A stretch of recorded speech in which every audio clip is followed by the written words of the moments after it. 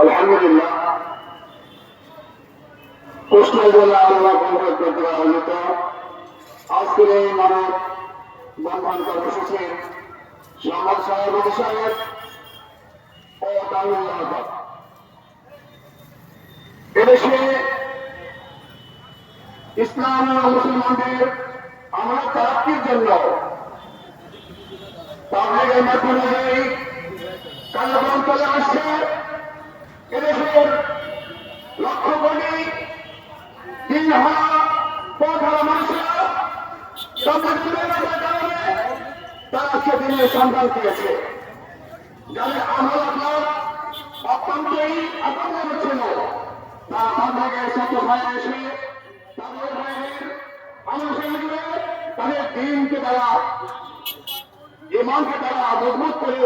সমাজের ন্যায় তারা জীবন করছিলেন তাদের আচরণ দেখে তারা আমল দেখে পার্শ্ববর্তী ভারত রাষ্ট্র তাদের কাছে না শুরু হয়েছে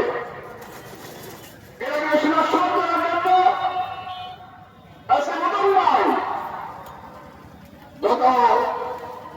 2018 সালে এই কংগ্রেস ইস্তেমায় আমার ভাইদেরকে তারা